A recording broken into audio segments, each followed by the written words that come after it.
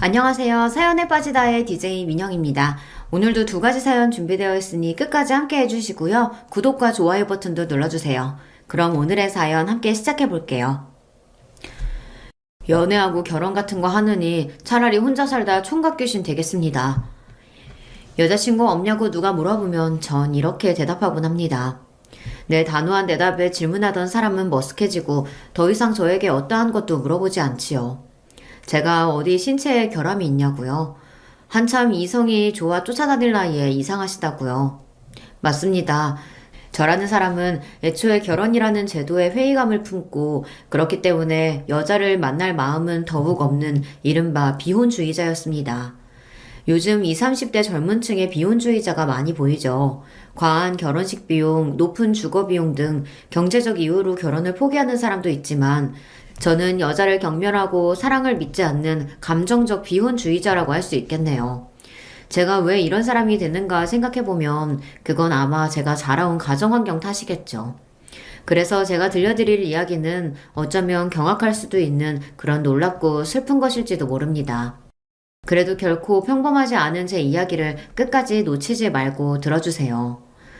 아직 제 직장이나 주변 사람들은 이런 저의 개인사를 하나도 모르세요. 그만큼 비밀스러운 이야기이기 때문에 저를 비롯한 사람들의 이름을 가명으로 쓰는 점 너른 양해 부탁드립니다. 그럼 이제부터 제가 살아온 이야기를 시작해 볼게요. 제가 기억할 수 있는 한 아주 어렸던 기억을 떠올려 보면 보이는 건 시골의 낡은 집, 거기서 곤충이나 잡고 놀며 매일 혼자 시간을 죽이는 무료한 시간들이었습니다. 세상에서 별로 무서워할 것 없는 제가 지금까지 죽어도 못하겠는 일은 바로 혼밥입니다. 할아버지가 일 나가시기 전에 저 먹으라고 개다리 소반에 차려놓으신 밥을 혼자 먹었던 때가 뼈에 사무치게 외롭고 싫었어요. 그래서 지금도 밥을 굶으면 굶었지 여간에서는 혼자서 잘 안 먹습니다. 혼자 먹는 밥은 저에게 외로웠던 유년기의 아픈 기억과 같으니까요. 이 집에는 할아버지와 외손자인 나 단 둘뿐. 왜 남들처럼 우리 집에는 엄마 아빠가 없는 것인지 궁금했습니다. 그런 질문에 할아버지는 이런 이야기를 들려주셨어요. 인연이? 너 어제는 누구랑 있다가 밤늦게 들어왔어? 이렇게 살 거면 결혼은 뭐하러 하고 자식은 어떻게 낳고 살았냐? 그렇게 해도 다른 남정 내가 좋으냐? 어? 미친놈이 또 엄한 사람 잡고 앉아있네. 나도 누가 이 모양 이 꼴로 살 줄 알았겠어? 이럴 줄 알았으면 너 같은 놈한테 내 청춘 안 맡겼지. 맨날 이렇게 사람 의심하고 숨 막히게 할 거면 그냥 지금이라도 갈라서. 아유, 확시 이걸 그냥 죽여 살려. 너 그걸 말이라고 해? 엄마라는 여인이 이혼이 그렇게 쉽냐? 쉬워? 내가 태어나고 부모와 살았던 집은요, 맨날 부부끼리 잡아 죽일 듯이 싸워댄다며 동네에서 유명했대요. 부부싸움의 원인은 아버지 입장에서는 어머니의 불륜, 어머니 입장에서는 아버지의 을처증. 둘 중 누구 말이 맞는지는 모르겠다고 할아버지는 말씀하셨습니다. 분명한 것은 둘의 궁합은 애초에 원수였을, 결혼하지 말았어야 할 사람들이었다는 거죠. 그러더니 결국 내가 두 돌쯤 됐을 때 부모님은 이혼하고 말았어요. 어머니가 날 키우겠다며 데려왔지만 시골 외갓댁으로 가서 저를 맡겼어요. 아휴, 지긋지긋한 인간. 나 그 인간이랑 헤어졌어요. 어떻게든 애 먹여 살릴 방도 찾아볼 테니까 그동안 엄마 아빠가 좀 키워주세요. 당시에 살아계신 외할머니에게 자기 자식은 던져두고 아기를 낳은 어느 신혼부부네 입주 산후 도우미를 한다며 대전으로 가버렸어요. 할아버지, 우리 엄마 아들은 어디 갔어요? 나 왜 안 보러 와요? 아휴, 불쌍한 우리 승우. 아무리 일하러 갔어도 그렇지. 가끔 집에 들러볼 순 있잖아. 명색이 지가 어민데 어린 자식 떼어놓고 어떻게 그렇게 매정하게 한 번을 안 오냐. 망할 지집에. 그 집 태어난 아기 보느라 휴가 받을 사정이 안 되나 보지. 엄마는 나중에 너 좋은 학교도 보내고 잘 키워보려고 돈 버는 거야. 기다리다 보면 언젠가 엄마가 너 데리러 올 거야. 어린 제 눈에도 할아버지의 말씀은 하나도 믿기지 않았습니다. 저보다 더 슬픈 표정으로 먼 데만 쳐다보며 깊은 한숨을 쉬셨으니까요. 왜 우리 엄마 아빠는 맨날 싸우셨던 걸까? 이혼하고도 왜 나만 혼자 남겨진 걸까? 늘 궁금했지만 그래도 언젠가 날 보러 오실 거라고, 언젠가 엄마랑 함께 살면 심심하지도 외롭지도 않을 거라고 기다렸습니다. 하지만 저는 더 외로워지고 말았어요. 외할머니가 돌아가시고 이제 정말 할아버지랑 둘만 남아버렸거든요. 할아버지가 가끔 제 끼니를 부탁하셔서 이웃 아주머니들이 한 번씩 절 보러 집에 오셨어요. 승우야, 할아버지는 반일 나가시고 집에 안 계시니? 아이고, 또 어린 거 혼자 있구나. 밥은 먹었어? 할아버지가 오늘 장에 갔다가 해질녘쯤에 오신다고 했어요. 저는요, 밥 혼자 먹기 싫어요. 그래? 그럴 줄 알고 아줌마가 고구마랑 밤 삶아왔다. 이거 먹으면서 놀고 있으면 할아버지 금방 오시겠지. 아휴, 짜는 것 같으니. 아주머니들이 주시는 광주리를 들고 꾸벅 배꼽 인사를 드리는데 뒤돌아서서 가던 아주머니들끼리 하는 얘기를 듣고 말았어요. 승우 엄마는 왜 한 번도 집에 오지를 않는데? 진짜 일하러 간 거 맞아? 아들이 보고 싶지도 않은가? 자기 몰랐어? 승우 엄마 재혼했대잖아. 뭐 정식으로 결혼식 올린 것 같지는 않고 그냥 어떤 남자랑 같이 산다지 아마. 같이 사는 남자는 딸도 있다던데 자기 자식은 늙은 부모한테 팽개치고 남의 딸만 키우고 사네. 망할 렵했네. 엄마마, 그게 사실이요? 그럼 승우 아비가 허구한 날 애먼 사람 잡은 게 아니고 승우 엄마가 진짜 남자 문제가 있었던 게 맞았구만. 아이, 그러게 말이요. 그러니까 승우 할아버지도 어디다 하소연도 못하는 거지. 자기 딸 때문에. 아무리 사내가 좋아도 그렇지. 자식은 나 몰라라 하고 제가 한 게 그게 어디 사람이여. 짐승만도 못하지. 승우 쟤만 불쌍해서 어째. 에휴. 그때 알았습니다. 내 인생이 외로워진 것은 다 날 낳은 친모 때문이구나. 모두를 배신한 엄마로 인해 우리 가족이 뿔뿔이 흩어지고 할아버지랑 나만 둘이서 이렇게 힘들게 사는구나. 그런 친모 때문에 학교에 들어가기도 전에 어린 나이에 저는 분노라는 감정부터 배웠습니다.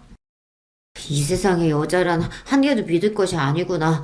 절대로 여자랑 결혼해서 인생 망치는 일 따위 나는 하지 않을 거야. 엄마가 설령 돌아온다고 해도 우리 엄마로 받아들여주지 않을 거야. 어린 나이부터 그런 생각이나 하니 제가 올바르게 클 수 있었겠어요. 전 학교 가서 맨날 애들이랑 쌈박질하고 선생님이 하라는 숙제나 공부는 쳐다도 안 봤어요.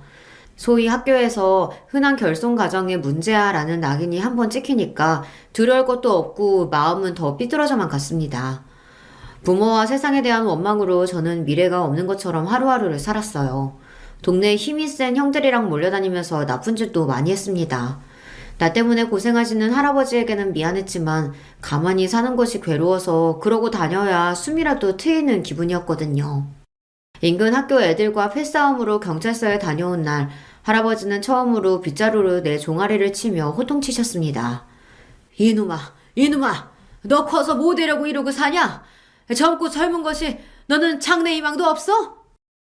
그냥 대충 살다가 죽으면 되지. 장래 희망은 얼어 죽을. 부모도 버린 자식이 뭐 제대로 살기나 하겠어요? 할아버지의 말씀을 들으니 날 버리고 간 부모 생각이 더욱 나서 할아버지를 밀치고 가출해 버렸습니다. 할배도 그냥 나 버리라고. 그러면 되잖아. 이렇게 전 학생 시절 내내 할아버지 속만 썩였어요. 한없이 추락하다가 어떻게 죽어도 상관없을 것 같았던 내 암흑기에 은인이 나타나고 정신을 바짝 차릴 수 있게 되었습니다. 어떻게든 고등학교는 가라는 할아버지 성화에 실업계 고등학교를 진학해서 첫 담임으로 만난 김성규 선생님. 그분이 제 인생을 바꾸어 놓으셨죠. 말썽이나 부리는 제자에게서 뭘 보셨는지 그분은 방황하는 저를 잡아주고 내 가능성을 믿어주셨던 유일한 분이었습니다. 선생님 덕분에 무의미한 반항을 멈추고 나서는 학교 수업도 열심히 듣고 또 혼자 공부도 코피날 때까지 했습니다. 그런데 선생님은 저보고 공부하는 데 재능이 있다며 대학까지 권하시는 게 아니겠어요? 선생님, 우리 집 사정 아시잖아요. 제주제에 무슨 대학입니까? 졸업하면 공장에 가든지 해서 돈이나 벌 거예요. 너 어제 할아버지가 학교 오셨던 거 모르지? 우리 할아버지가요? 왜? 손자 맘 잡게 해줘서 고맙다는 인사드리러 오셨어. 드릴 게 없어 죄송하다며 담배 함부로 내미시는데 내가 거절하면 어르신 실망하실까봐 이렇게 받았다. 자, 봐봐. 참, 우리 할배도, 선생님은 담배도 안 피우는걸. 그럼 아까우니까 그 담배 저라도 주세요. 이 자식이 농담은?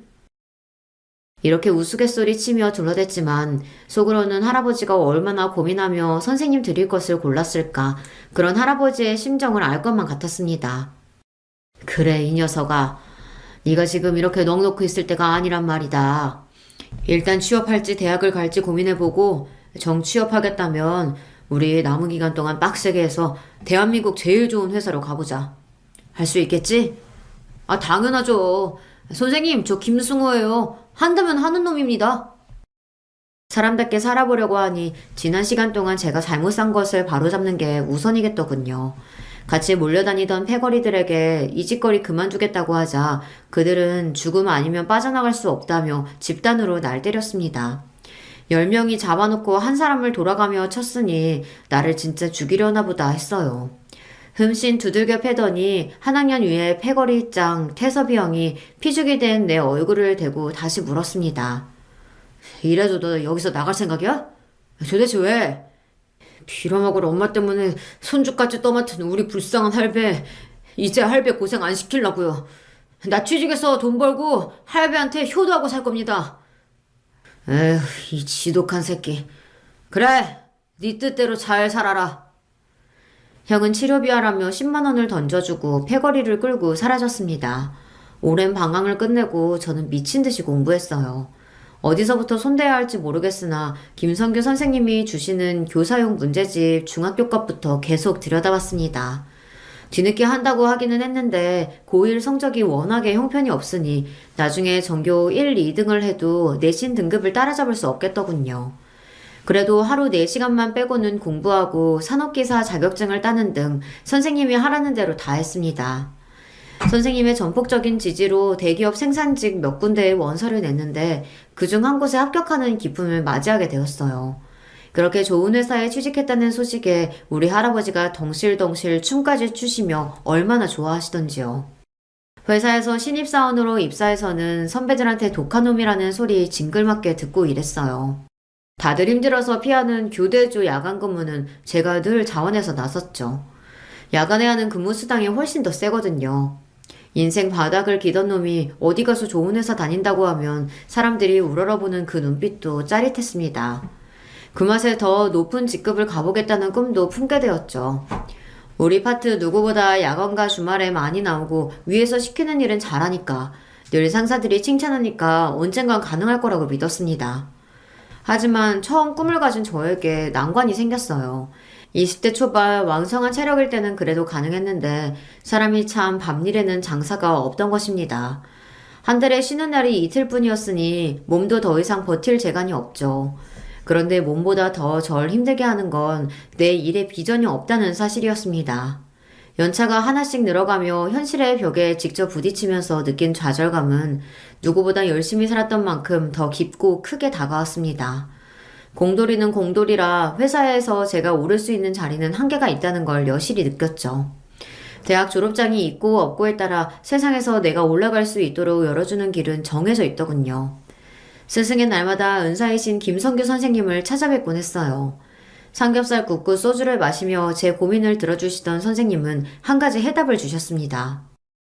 그러지 말고 너 아예 이참에 대학에 가보는 게 어떻겠냐? 예? 대학이요? 제가 벌써 24살이에요. 학교 그만둔 지 몇 년인데 지금 와서 어떻게 대학에 갈 수 있겠습니까? 실업계 고교 출신자 특별 전형이라는 제도가 대학마다 있거든.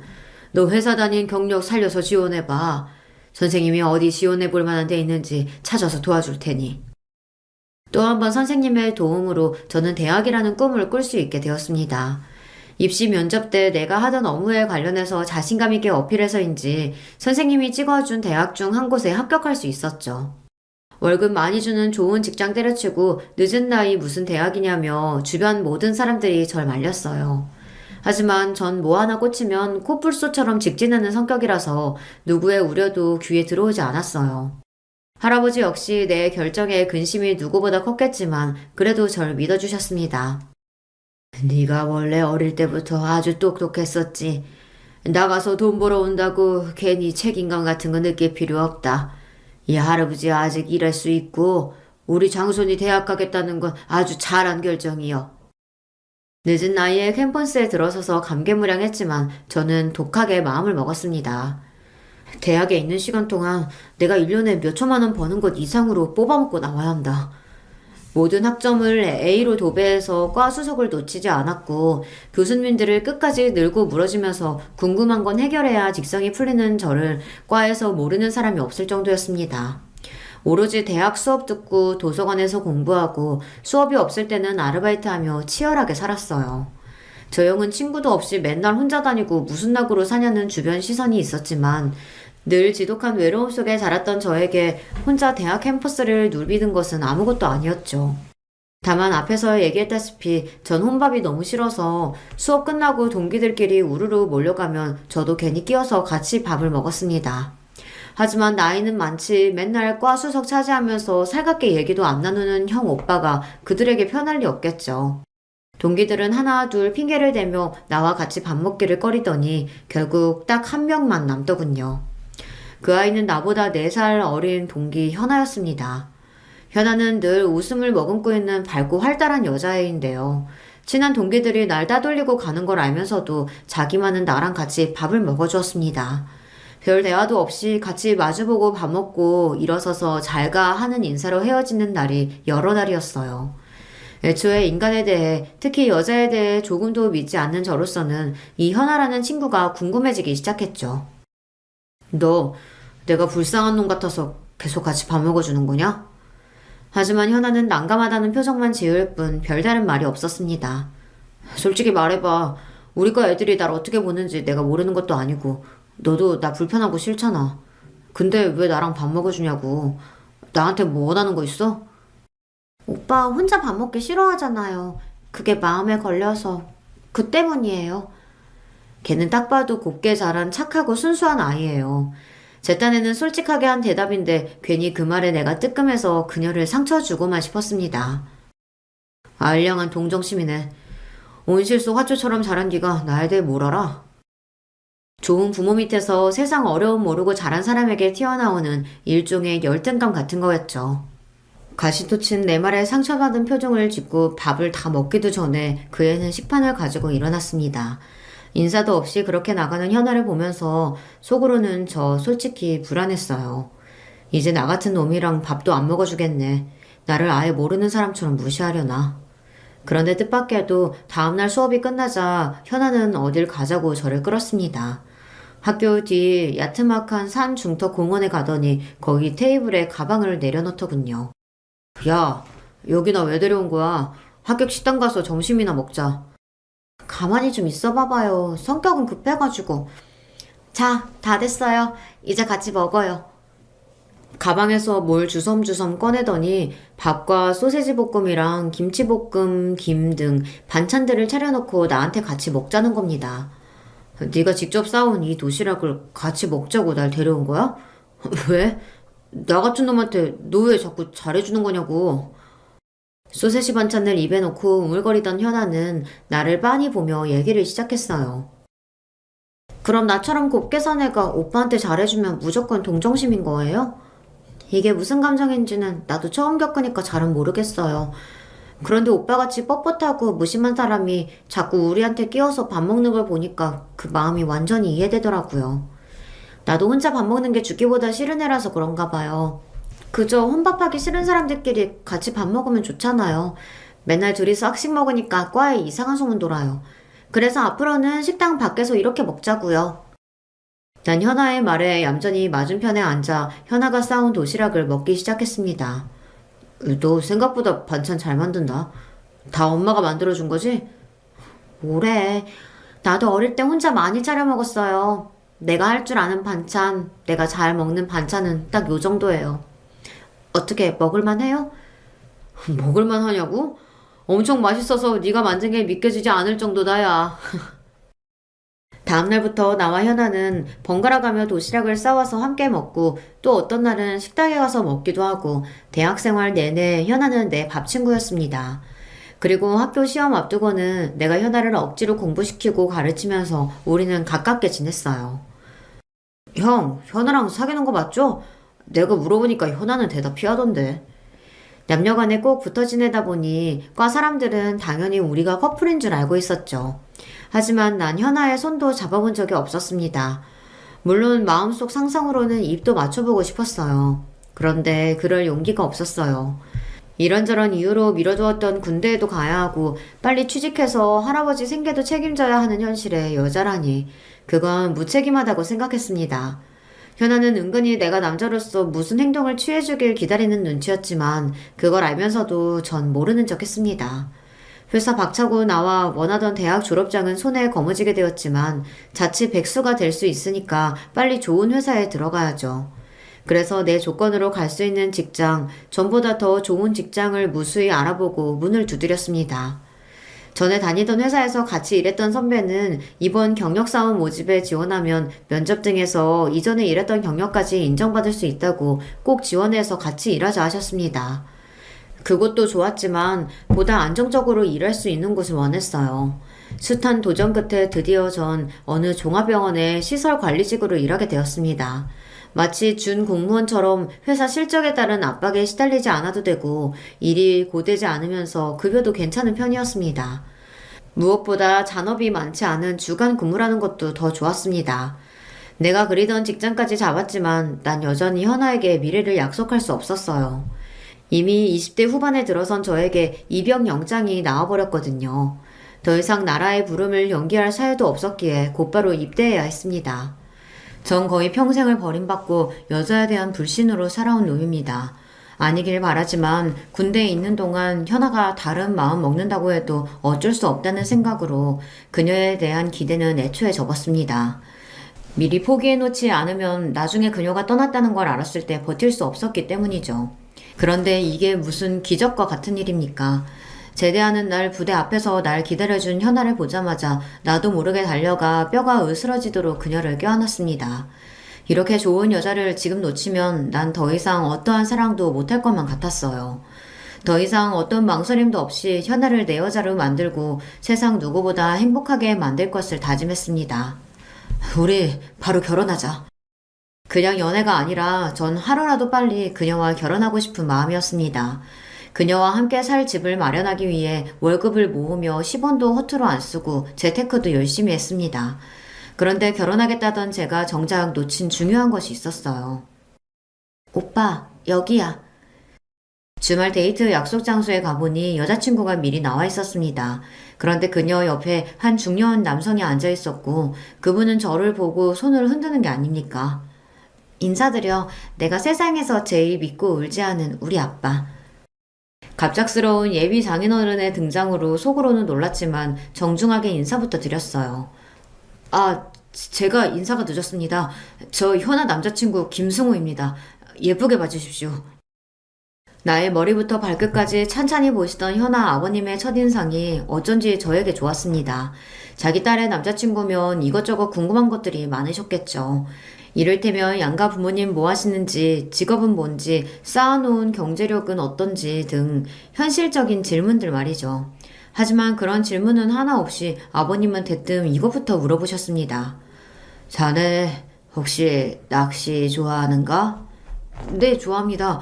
바빠서 지금은 잘 못 다니지만 할아버지 따라서 어릴 때부터 민물 낚시 자주 해봤고요.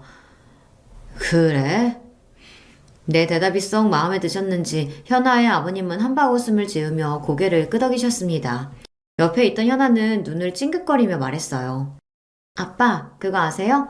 요즘 아내들이 제일 싫어하는 남편의 취미 1위가 낚시래요, 낚시.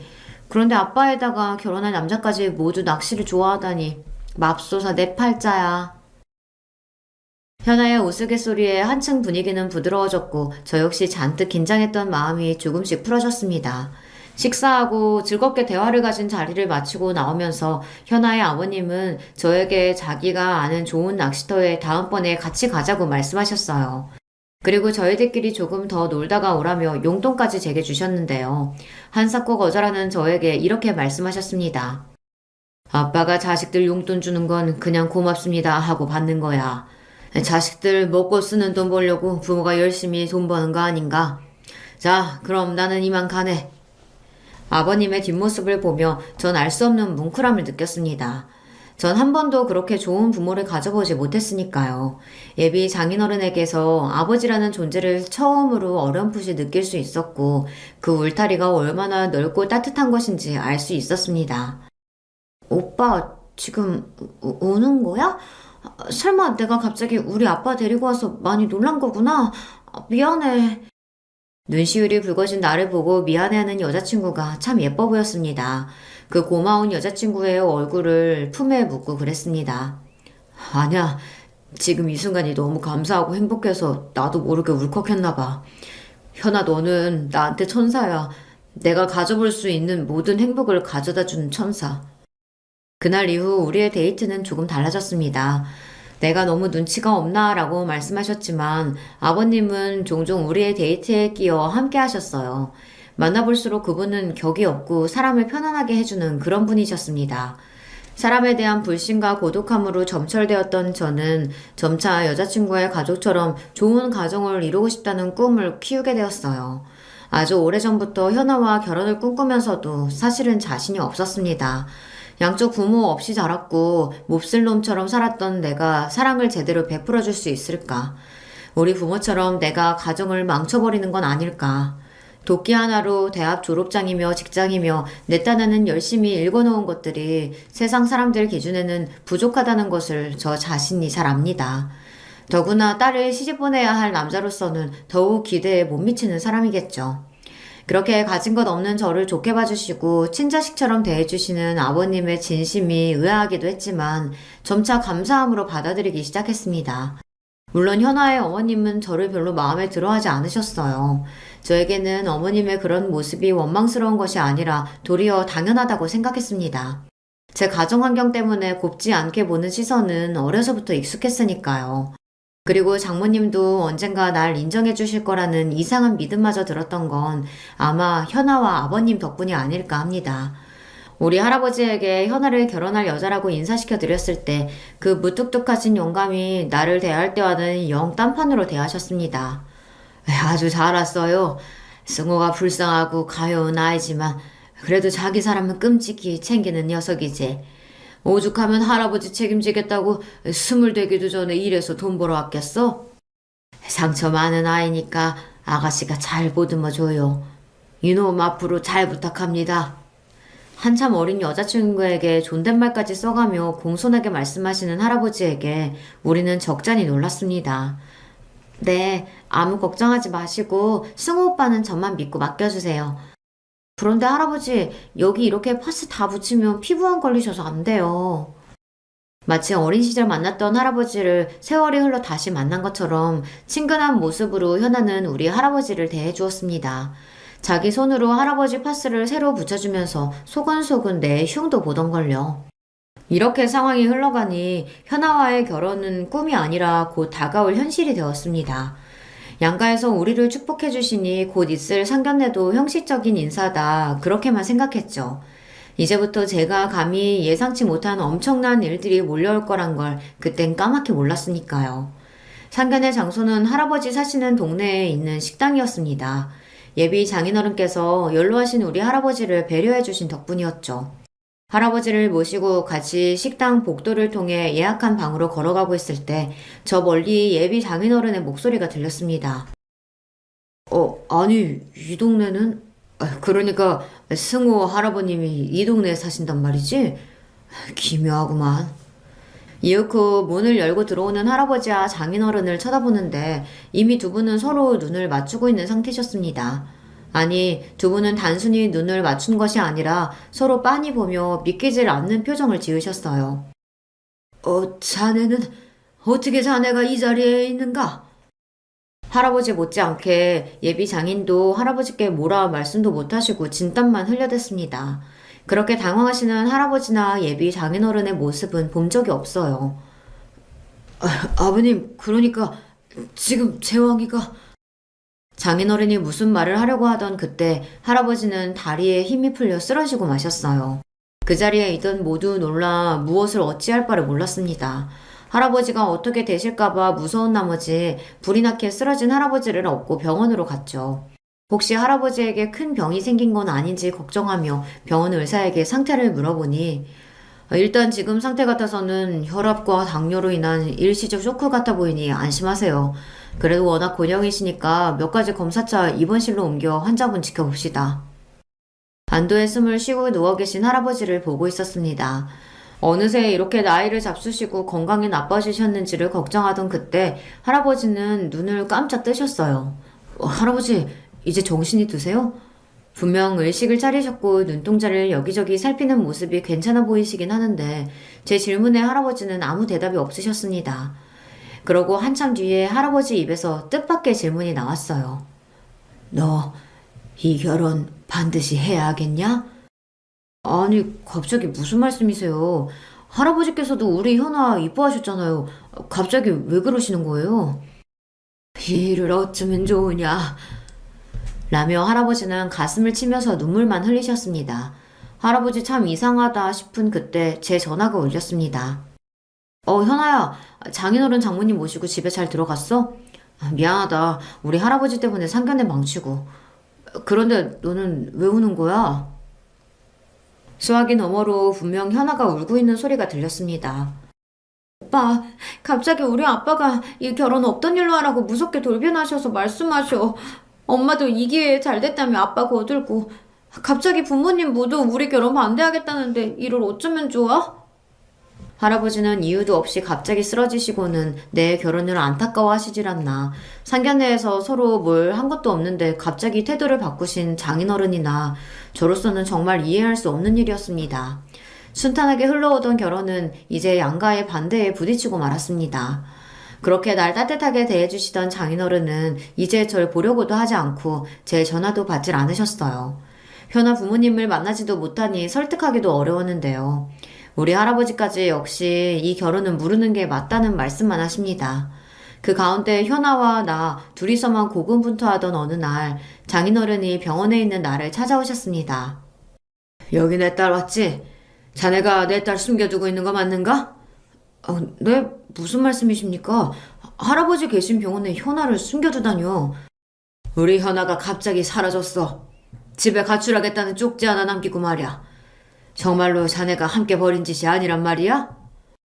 현아가 가출이라니 나한테 아무 말도 없이 그럴 애가 아닌데 이렇게 현아를 걱정하며 어떻게 찾아야 할지 궁리하고 있는데 할아버지의 음성이 들렸습니다. 우리 승호는 가출 같은 걸 부추길 애가 아니란 말일세. 자네, 나랑 둘이 얘기 좀 하지. 함께 있고 싶다는 저를 억지로 병실 밖으로 내보내고 두 분의 이야기가 시작되었어요. 당시에 저는 듣지 못했던 그 대화를 나중에 전해 듣고 여기에 적어보겠습니다. 장인어른, 정말 오랜만에 뵙습니다. 긴 세월 못난 자식들 때문에 얼마나 고생이 많으셨을지. 아이들 일이 이렇게 돼서 정말 어떻게 뵐 면목이 없습니다. 그야 내가 딸년 잘못 키운 값 말년에 몰아서 치르는 게지. 사람 일이 어디 마음대로 돼간디. 근데 자네는 재혼해서 딸도 낳고 잘 살고 있었구만. 우리 승호도 어려움 많았지만 다행히 이렇게 잘 커주었다네. 그런데 사실 장인어른께 묻고 싶은 것이 있습니다. 내 아들 재왕이가 정말 저 승호가 맞다는 말씀입니까? 어쩌다 이름이 바뀐 거죠? 그렇다네. 이혼하자마자 승호 엄마가 우겨서 애 이름을 바꿨어.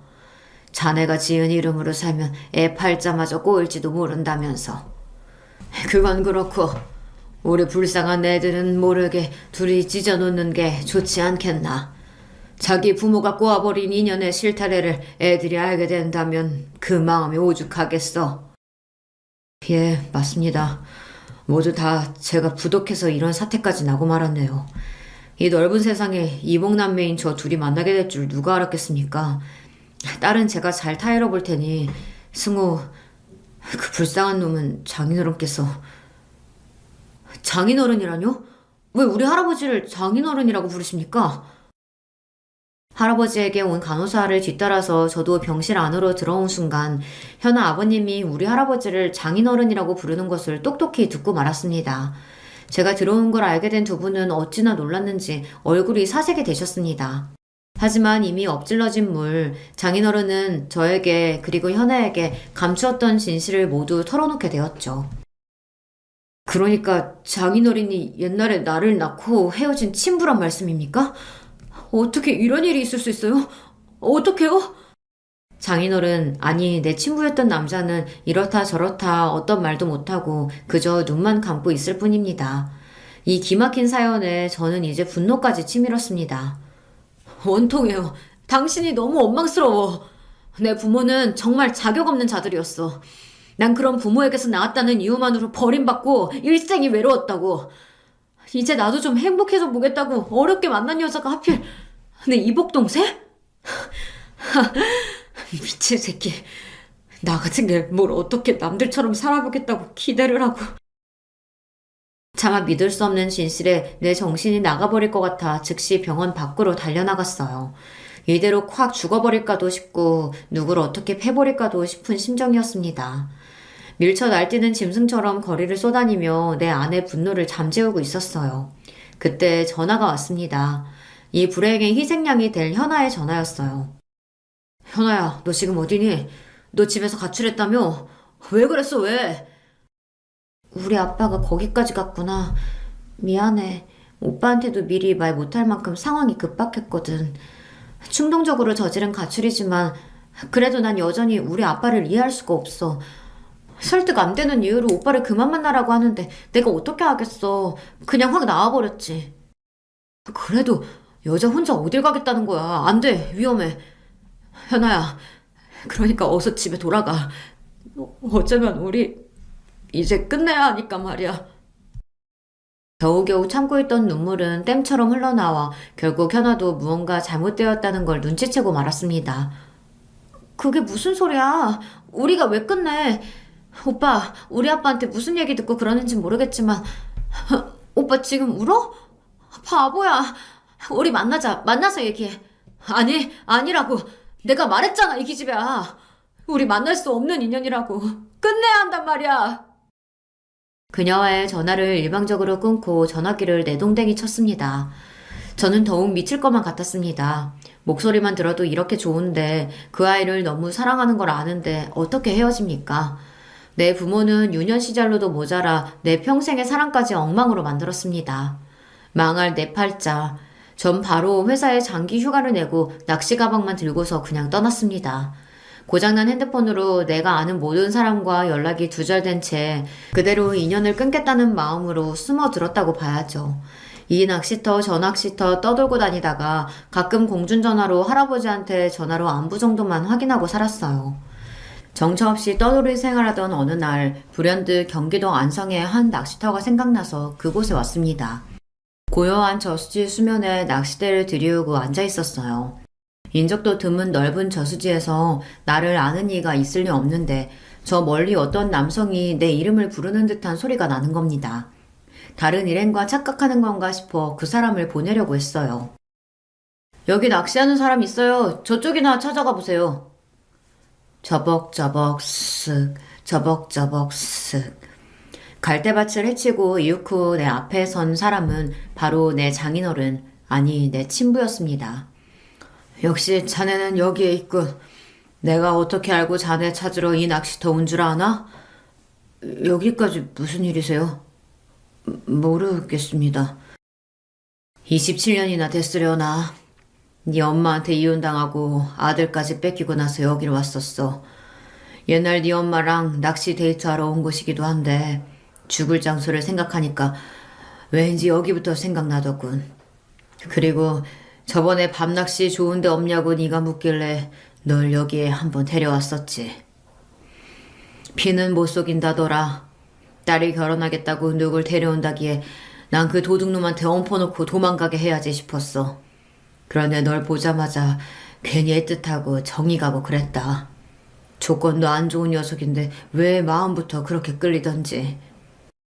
너도 참 인생이 어째 그렇게 꼬였냐. 잘 살아보지 않고선. 지금도 현아가 많이 보고 싶어? 어찌 마음 정리는 다 됐냐? 당신 진짜 무책임한 인간이네요. 자식이었던 나한테 미안하지도 않습니까? 이제 둘째 부인하고 낳은 딸만 걱정되는 모양이군요. 네, 걱정 마십시오. 나도 이복 동생이랑 어떻게 해보려고 하는 파렴치한은 아니니까 말이에요. 내가 하려는 얘기는 그 얘기가 아니야. 둘이 헤어지라고 자네를 찾아온 게 아니란 말일세. 현아 쓰러져서 응급실에 가 있던 거 자네 모르지? 전 깜짝 놀랐습니다. 건강하던 그 아이가 갑자기 왜, 설마, 우리가 걱정했던 대로 그 아이는 이 출생의 비밀을 어떻게 알아내고 말았네. 그런데 이럴 때 자네가 연락 두절인 상태고 아마 그 아이 죽을 만큼 힘들었을 거야. 그래서 수면제를 30알이나 먹고 그만. 친부는 어깨를 들썩이며 눈물을 참았습니다. 저 역시 불쌍한 현아 생각에 울음을 터뜨리고 말았어요. 우리 둘은 각자의 눈물을 쏟아내고 진정되기까지 시간이 필요했어요. 그 사이 물고기가 입질을 하는지 낚싯대에 찌가 울렸지만 그것과 씨름할 겨를은 없었죠. 현아는 지금 괜찮아진 겁니까? 다행히도 제 엄마가 바로 발견해서 병원 처치를 받아서 괜찮다네. 그리고 내가 너를 찾아온 건 네가 모르는 또 다른 이야기를 하기 위해서야. 사실 현아는 네 이복 동생이 아니다. 지금 현아 엄마가 전에 같이 살던 남자 사이에서 낳은 딸이지. 그러니까 나와 또 너와 피 한 방울 안 섞인 생판 남이라고. 네? 이건 또 무슨 말씀이세요? 그럼 처음부터 나와 현아가 이복 동생이 아니었는데 우리 사이를 반대하신 겁니까? 왜요? 이날까지 내 딸은 내가 자기 친부인 줄 알고 있었으니까 나도 그 비밀을 죽을 때까지 묻으려고 했고. 그런데 어쩌겠나. 자식이 이렇게 죽을 만큼 힘들다는데 그냥 내버려둘 수는 없지 않은가. 현아에게는 이미 이 사실을 털어놓았네. 그런데 자기가 친딸이 아니라는 충격보다 너와 만날 수 있어서 차라리 다행이라고 하더라. 너희들 서로가 없으면 안 되는 사이잖아. 그러니까 이 못난 아비 때문에 더 이상 생이별 걷지 말고. 정확히 무엇이 사실이고 무엇이 거짓인지 혼란스러워 잠시 멍하니 있었습니다. 장인어른은 내 팔을 세게 잡고 흔들며 그랬어요. 이 얼빵한 자식아, 여기서 뭐하고 있는 거야? 어서 너 기다리고 있는 네 여자한테 달려가란 말이다. 그때부터 머리와 몸이 따로 노는 이상한 상태로 현아가 있는 병원까지 차를 몰았습니다. 병원에 들어서서 침상에 누워있는 현아를 보자 울컥하고 미안한 마음이 들어 가까이 가지는 못하고 주저앉아 눈물을 흘렸습니다. 저기 아저씨 찾는 분이 누구세요? 승우 오빠. 열흘이 넘도록 씻지도 못하고 다닌 탓에 아마 처음 그녀의 눈에 전 노숙자처럼 보였을 거예요. 하지만 그녀는 곧 절 알아보고 우리는 뜨거운 눈물에 재회를 했습니다. 수많은 우여곡절이 있었지만 그럼에도 우리는 헤어질 수 없는 굳은 사이라는 것을 서로를 통해 확인했습니다.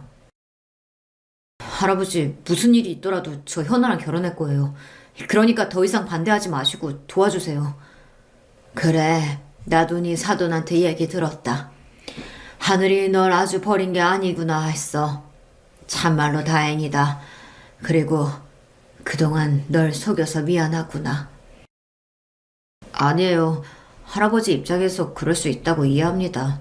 지금은요. 그 얘기가 아니야. 네 엄마 말이다. 너 학교 다니던 어렸을 때 네 엄마가 죽었다고 했는데 그게 거짓이었어.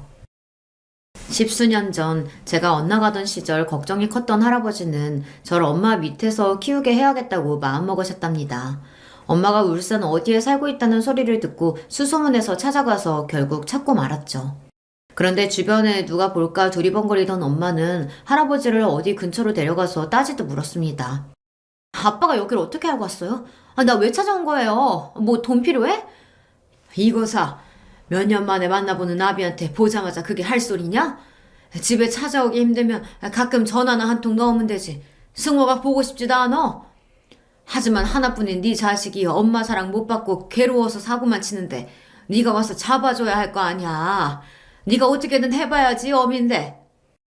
그놈 그러는 거 다 제 아비피 물려받아서 그런 거야. 그 새끼랑 낳은 아들 하나 때문에 잘 사는 지금 내 인생 포기할 마음 조금도 없어. 그러니까 아빠는 지금처럼 승호 키우고 나랑은 모르는 사람처럼 살자고요. 아무리 설득했지만 소용이 없었다. 그래서 집에 돌아와서 승호 너한테 그랬다.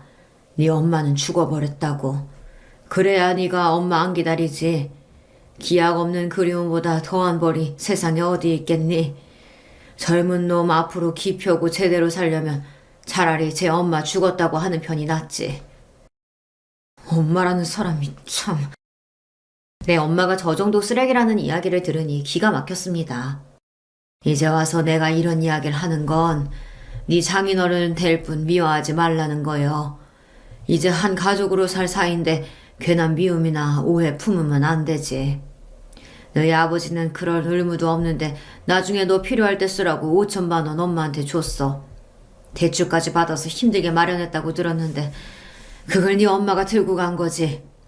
그 사람 늘 아들인 너 생각하고 직접 못 키워준 걸 미안하게 생각하고 있을 거다.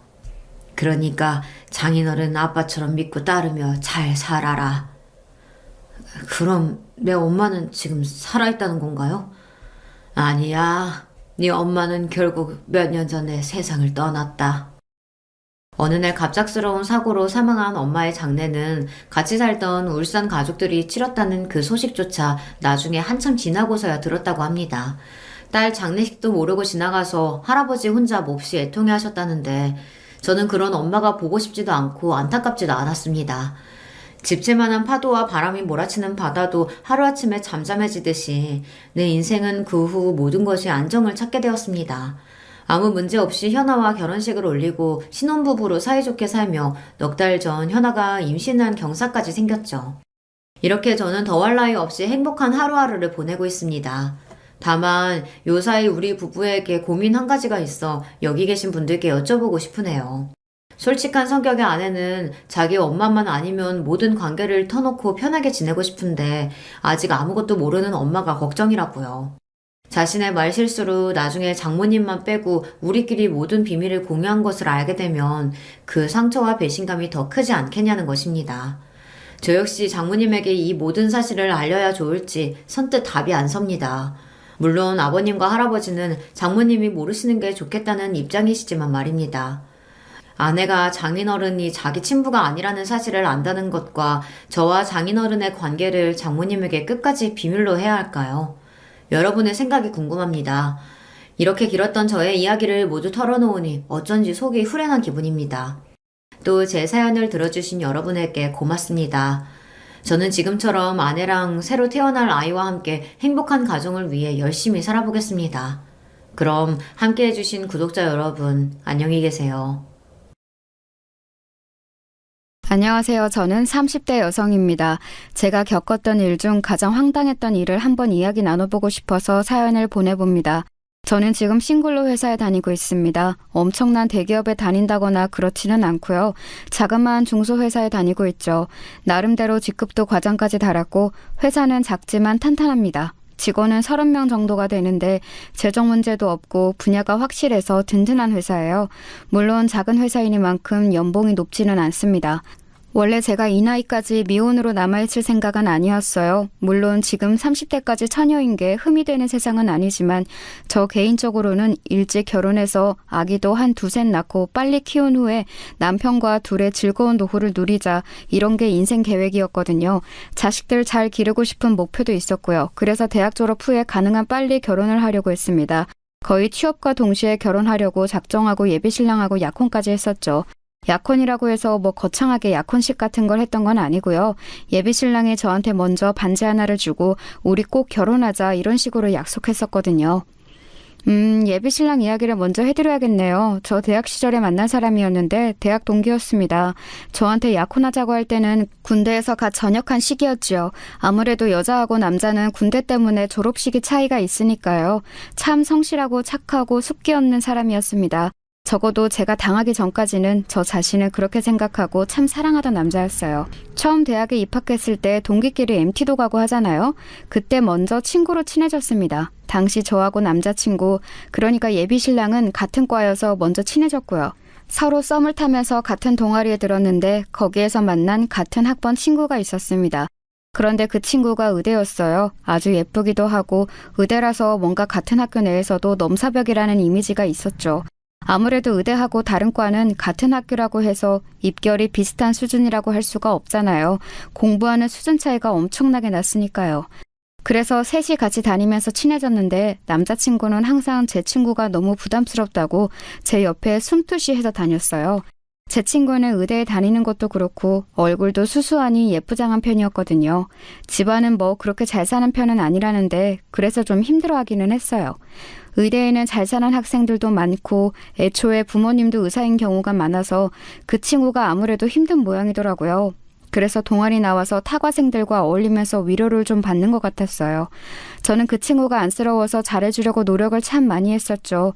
의대라서 공부량은 타과 대비 넘사벽이었고 집안은 따라주지 않아서 학비를 벌기 위해 알바도 따로 해야 했고 그 친구도 참 많이 고생을 하고 있었거든요.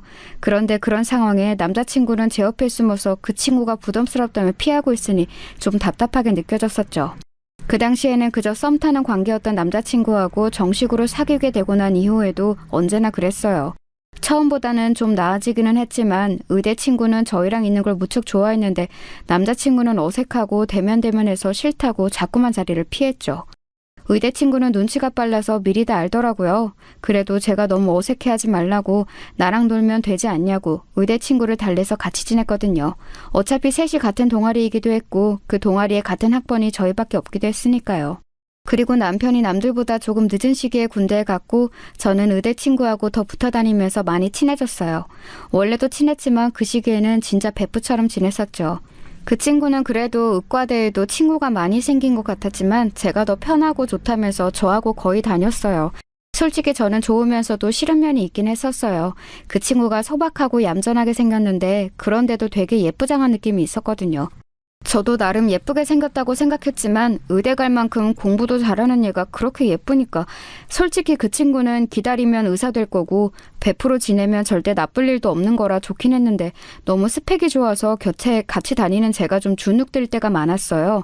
겉으로 보면 비슷비슷하게 예쁜데 까놓고 보면 의대하고 문과대였으니 그리고 그 친구도 그걸 알아서 좀 무줄될 때가 있기도 했었죠. 사실 의대 애들이 건방진 경우 엄청 많거든요. 다른 과 학생들은 같은 학교로도 안 치는 경우가 많았고 진짜 동무는 자기네 과만 진짜라고 생각하는 애들도 많았고요. 그 친구는 그 정도는 아니었는데 같이 다니다 보면 저하고 같은 수준으로는 전혀 생각하지 않는 그런 느낌이 참 많이 들기도 했어요. 그럴 때면 상당히 속상하기도 하고 애랑 같이 계속 친구를 해야 하나 싶기도 했지만 뭐 친구 사이라는 게 속상한 일 하나도 없이 유지되는 건 아니잖아요. 그래서 그냥 제 쪽이 조금 손해본다 생각하고 지내기로 했었죠.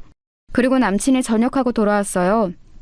그때 제가 졸업반이었고 졸업식 직후에 남친이 반지를 주면서 자기 대학 졸업하고 나면 바로 결혼하자고 하더라고요. 일종의 약혼이었죠. 저도 이 남자친구하고 결혼하고 싶다고 늘 생각해왔기 때문에 기쁘게 받아들였어요. 제가 졸업하면서 바로 칼취업을 했기 때문에 남자친구는 제가 다른 남자를 사귈까봐 불안했다고 하더라고요. 조금 더 능력 있고 잘난 남자들이 주변에 있을 게 뻔하니까요. 뭐 그렇게 큰 대기업도 아니고 중소기업에 취직했는데도 좀 불안해하더라고요. 그래서 제가 저를 믿어라, 난 너를 떠나지 않는다 하면서 안심시켜줬어요. 그러고 나서 2년 뒤 남자친구가 졸업했죠. 그 사이에 먼저 돈을 벌고 있던 제가 남자친구한테 용돈도 보조해주고 교재 사는 비용도 보태주고 그랬어요. 데이트 비용도 당연히 제가 다 냈고요. 이건 당연하다고 생각했고 지금도 불만은 없어요. 일단 제가 돈 버는 직장인이었고 남자친구는 학생이었으니까요. 남자친구도 처음에는 좀 부끄러워하다가 제가 그러지 말라고 나중에 네가 돈 잘 벌 건데 그때 날 책임져주면 되지 않냐고 했더니 알겠다면서 당당해지더군요. 남자친구는 그래도 학점 관리와 스펙 관리를 열심히 해서인지 바로 취업이 되었어요. 게다가 대기업에 취업해서 연봉도 상당히 높더라고요. 초봉이 2년 차인 저보다 훨씬 높아서 너무 부럽기도 했고 동시에 결혼하면 우리가 어차피 같은 경제 공동체일 거니까 좋기도 했어요. 요즘 뭐 부부들이 반반 생활비 한다지만 그래도 어쨌든 돈 같이 모아서 집도 사고 하잖아요. 남편이 돈 잘 버는 게 절대 나쁠 리가 없었죠. 저는 남자친구가 이미 반지도 줬겠다. 당연히 취업하자마자 결혼하게 될 줄 알았어요. 그런데 취업 축하 겸 같이 신나게 놀기도 하면서 시간이 조금씩 흐르는데도 결혼 이야기를 조금 더 꺼내지 않더라고요. 그래서 제가 그 친구 취업하고 나서 6개월쯤 지났을 때 조심스럽게 이야기를 꺼내보았었죠. 자기, 우리 이제 결혼 준비해야 하지 않을까? 결혼? 아, 나 아직 준비가 안 되었는데. 준비가 뭐가 필요해? 취업 막 해서 모은 돈도 없고 지금 직장 적응하는 것만도 힘들어. 알잖아. 남자친구는 귀찮다는 듯이 말했어요. 저는 그 내용은 그럴 법하다고 생각했지만 남자친구가 말하던 그 귀찮은 듯한 태도가 너무 충격이었죠. 여태까지 남친이 그런 식으로 저한테 말한 적이 없었거든요. 워낙 순하고 착한 사람이었기 때문에요. 저는 그날 그냥 알았다고 하자 그날 밤 소가리를 좀 했었죠. 혹시 대기업에 취업해서 마음이 바뀐 건가? 그동안 뒷바라지 해왔던 나는 별로가 된 건가 싶었어요. 대기업에 들어갔으니 거기는 얼마나 예쁘고 상냥한 여직원이 많겠나 싶기도 했고요. 그날 밤 계속 잠도 못 자고 있다가 속상한 마음에 베프였던 의대 친구한테 전화를 했어요. 의대는 6년 과장이라 당시 친구는 졸업 관련으로 정말 정신없이 바쁠 때였죠. 하지만 그런데도 그 친구는 저한테 전화를 받아서 제 징징거림을 모두 들어줬어요. 친구는 침착하라고 남친이 지금 직장 처음 들어가서 너무 힘들어서 그런 걸 거라고 충고를 해주었죠. 원래 직장 처음에 들어가면 적응하기 힘든 거 너도 겪어봐서 알지 않냐는 말에 정신이 조금 들기는 했어요. 국가고시니 졸업이니 해서 힘들고 피곤할 텐데 이런 제 징징거림에 고민 상담을 해주는 베프한테 고맙기도 했고요. 저는 베프의 말을 듣고 남친을 믿었습니다. 실제로 남자친구는 아주 피곤하게 끝없는 야근에 시달리고 있었어요. 남친이 들어간 대기업은 초봉이 높고 이름값도 높은 곳이었지만 그 연봉을 괜히 주는 게 아니더라고요. 게다가 워낙 스펙 좋고 잘난 사람들만 들어와서인지 그 사이에서 성과를 내야 하는 게 너무 힘들다면서 남친이 힘들어했어요. 저는 옆에서 그럴 때마다 다독거려 주었고 남친은 저밖에 없다면서 하소연을 하고는 했었죠. 결혼 이야기는 당분간 하지 말아야겠다 싶기도 했어요. 저렇게까지 힘들어하는 사람 앞에서 결혼 이야기는 좀 너무한 것 아니겠어요? 물론 저야 하루라도 빨리 결혼하고 싶은 마음이 있었지만 양쪽 모두가 하고 싶어야 할 수 있는 게 결혼이었으니까요. 제가 다정하게 다독여주고 나면 남친은 고맙다고 저한테 고급스러운 명품 지갑 같은 걸 선물로 사다 주기도 했고 꽃다발이나 작은 액세서리 같은 걸 사주기도 했어요. 고마운 마음을 매번 표현해주는 남친 덕분에 저도 크게 불안하지는 않았었지요. 다 좋았는데 남친의 사고방식 같은 게 좀 변해가는 게 느껴지더라고요. 대기업에 있으니까 뭐든지 성과 위주라고 해야 할까요? 눈에 보이는 뭔가를 이뤄내지 않으면 회사에서 닥달을 당하니까 그런 회사 생활이 몇 년째 길어지면서 사람이 바뀌더군요.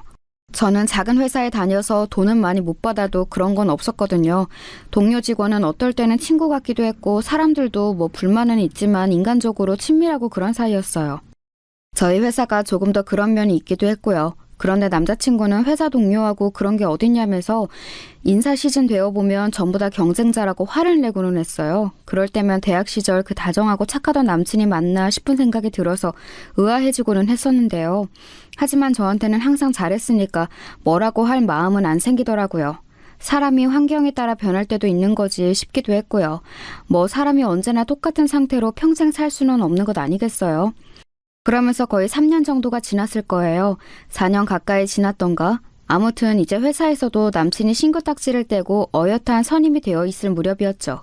이제는 정말로 결혼해야 하는 게 아닐까 하는 시기였어요. 제가 30 직전인 나이라서 더 늦어지면 아이를 낳을 때 고생할 것 같기도 했고 무엇보다 결혼을 30 넘어서 하고 싶지는 않았거든요. 웨딩드레스 입은 신부가 20대인 것과 30대인 건 분명히 다르다고 생각해서요. 그래서 제 생일날 저는 케이크와 꽃다발, 선물을 준비해서 남자친구와 같이 앉아있다가 미리 준비해두었던 반지를 꺼냈어요. 남자친구가 청혼하지 않는다면 내가 하지 뭐 라는 단순한 발상이었죠. 어차피 약혼할 때는 남친이 반지를 줬으니까요. 제가 반지를 꺼내서 내미니까 남자친구가 무척 놀라더라고요. 뭐 놀랐을 것 같기는 해요. 아무리 그래도 여자 쪽이 먼저 반지 맞춰서 청혼하는 경우는 많이 없으니까요. 웨딩밴드를 미리 맞춰서 제작했다. 우리 커플링도 대학 때 맞춘 거밖에 없지 않느냐 설명하고서 저와 결혼해달라고 익살스럽게 고백했죠. 남자친구는 좀 망설이는 얼굴이었지만 알겠다고 하고서 반지를 받아 끼웠어요. 이제 나는 예비 신부, 남친은 예비 신랑이 되었다는 사실에 저는 너무 좋아서 기뻐 죽을 것 같았죠. 아주 어릴 때부터 하고 싶었던 결혼을 드디어 사랑하는 사람과 이루게 되었다는 것이 좋았거든요. 하지만 묘하게 결혼을 약속하고서 준비를 하기 위해 제가 동분서주하기 시작한 그때부터 예비 신랑이 심드렁해지더군요. 원래는 저한테 작은 선물도 많이 해주고 자주 불러내서 같이 밥 먹고 데이트하는 일이 무척 많았었거든요. 그런데 그때를 기점으로 제가 귀찮다는 듯이 굴기 시작했어요. 결혼 준비하러 이런 걸 보러 가야 한다, 이걸 골라야 한다, 이거 예약하려고 알아봐야 한다 이야기를 해도 예비 신랑은 듣는 둥 마는 둥 제가 뭐라고 하거나 말거나 가만히 있더라고요. 도리어 제가 내린 결정에 태클을 걸거나 비웃어서 사람 열받게 하고 결국은 싸움으로 데이트가 끝나는 일이 너무 잦아졌어요. 그러던 끝에 불과 한 달도 지나지 않아서 제가 폭발했었죠. 대체 뭐가 문제냐고, 나랑 결혼을 하긴 할 거냐고 소리를 질렀어요. 저는 너무 당연하게도 제가 이렇게 말하면 예비 신랑이 미안하다고 할 줄 알았죠. 어차피 결혼할 사람인데 당연히 사이가 좋게 유지되는 걸 바라지 않겠어요? 하지만 예비 신랑의 반응은 제 예상과 완전히 달랐었죠. 말 안 하려고 했는데 진짜 해야겠다. 너 진짜 나하고 결혼하고 싶어? 당연한 거 아니야? 무슨 말이 하고 싶은 거야? 너도 나하고 결혼한다 했잖아. 야, 솔직히 너랑 나랑 스펙이 맞는다고 생각하냐? 난 대기업에서도 지금 인정받고 있고 넌... 나? 내가 뭐? 나한테 문제가 있다는 거야? 솔직히 조그만 회사에서 뭐 비전도 없고 언제 잘릴지도 모르고 내가 너하고 결혼해야 할 이유가 뭐가 있어? 솔직히 말하면 그러잖아. 예비 신랑은 당연하다는 듯이 그렇게 말했고 저는 너무 충격을 받았어요. 그 작은 회사에서 월급 받아 졸업 전까지 이것저것 스펙 쌓으라고 돈 보태줬던 게 저인데 이제 대기업 취직해서 자리 잡고 나니까 저런 소리를 하더군요. 더 충격은 그 다음이었어요. 나 여자도 능력 봐. 그리고 네 친구 미선이 걔하고 사귀고 있어 지금. 뭐라고? 의대 미선이? 내 베프? 그래, 이제 레디전트잖아. 능력 있는 네 친구가 너보다 100배 낫지. 예비 신랑은 그렇게 말하면서 웃더군요. 저는 귀를 의심했어요. 비록 그 친구가 너무 바쁜 인턴과 레지 과정을 거치면서 자주 연락을 할 수 없어 요즘 조금 뜸해졌다고는 해도 대학 시절부터 지금까지 베프인 건 확실했거든요. 대학 시절에 남친은 도리어 그 친구가 부담스럽다면서 자리를 피했었는데 지금 와서 사귄다고 하니까 믿을 도리가 없었어요. 제가 믿지 못하겠다면서 소리를 지르고 그 자리에서 친구한테 전화를 했는데 전화를 받은 친구는 말없이 있다가 그래, 나 네 예비 신랑이랑 사귀고 있어 라고 말하고서는 끊어버리더라고요. 정말 세상이 무너지는 것 같았어요. 제가 울고 있는데도 예비 신랑은 저를 돌아보지도 않고 나가버리더군요. 순식간에 베프와 예비 신랑을 모두 잃게 된 처지에 정신이 나갈 것 같았어요. 아예 상상도 하지 못했던 순간이었거든요. 베프하고 다시 연락이 되지 않는 기간이 길어지고 있었지만 그건 걔가 너무 바빠서였고 예비 신랑하고 결혼 준비가 어느 정도 되고 나면 연락을 할 생각이었어요. 하지만 그 사이에 예비 신랑은 그 친구하고 바람이 나 있었던 거였죠. 대체 언제부터였는지는 잘 모르겠어요. 지금까지도요. 의대 친구는 이미 학부 시절부터 너무 바빴고 남자친구가 가끔 있기는 했지만 시간이 없어서 연애를 못한다고 할 정도였거든요. 게다가 그 남친들도 전부 의대생이거나 아주 잘 사는 집 아들들이라서 뭔가 스펙을 중시한다는 느낌이었고요. 제 예비 신랑은 물론 대기업에 다니기는 했지만 사실 의사하고 붙이면 균형이 맞지는 않는 수준이잖아요. 베프가 항상 그랬거든요. 의사들은 평범한 직장인 사람하고 결혼할 거면 그 집안이 엄청 잘 사는지 본다고요. 최소한 나중에 개인 병원 개원은 해줄 정도가 되어야 결혼하는 게 수지가 맞는다고 했어요. 하지만 제가 알기로 예비 신랑의 집안은 절대 그 정도 아니었고요. 그냥 저냥 보통 먹고 사는 평균적인 한국 가정이었어요. 도리어 좀 가부장적이고 답답한 가풍이라는 것 정도는 알고 있었지만 예비 신랑을 사랑했기 때문에 제가 참고 결혼하려던 예비 시댁이었거든요. 제가 의사 친구한테 전화를 걸어서 뭔가 물어보려고 하거나 화를 내려고 했지만 잠깐 받아서 비우고 끊어버리는 게 너무 속이 상했어요. 차단도 안 하고 계속 받기는 받는데 도리어 그게 저를 우습게 보는 것 같아서 너무 싫었어요. 나중에는 네가 이런 식으로 구질거리니까 네 예비 신랑이 나랑 바람난 거야 이런 식으로 말을 하더라고요. 예비 신랑도 제가 전화를 하니까 문자로만 귀찮게 하지 말고 이제 포기해. 난 네 친구하고 결혼할 거야 라고 왔어요. 그러고서는 차단해버리더군요. 너무 억울하고 화가 나서 저는 대학 단톡방 동기들한테 하소연을 했어요. 사정을 털어놓자 동기들은 당연히 경악하면서 제대로 말도 잇지 못했었죠. 그 친구들도 당연히 연줄이 있어서 그 의대 친구와 전 예비 신랑 쪽하고 겹치는 지인들이 있었어요.